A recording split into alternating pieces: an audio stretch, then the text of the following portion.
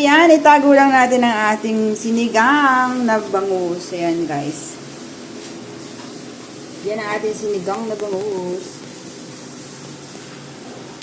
Tara, guys, magsinigang tayo ng ating bangus. Ayan ang ating dalawang bangus. Siyempre, sitaw, mga kangkong, chili, at saka yung kamatis, sinigang mix.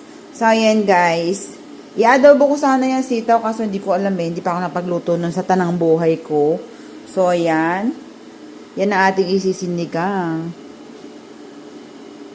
So, ayan guys, nilagyan ko lang ng garlic and onion paste. Inilagay ko na yung ating bangus, syempre tubig, at saka yung chili, paminta. So, ayan guys, inilagay na rin natin kamatis.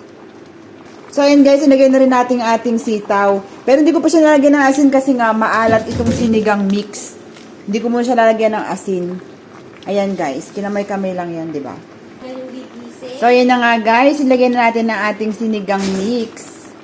Yan guys.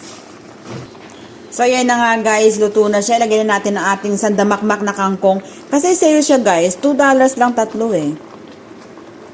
Kaya bumili na ako ng tatlo. Kasi obligadong iluto ko na yung ating bangus. So, ayan guys. So, ayan na nga guys, ang ating sinigang na bangus. Yan, tama lang yung asim niyan. Luto na yung ating kangkong. Yan guys. Hindi mo lang namula yung sabaw, no?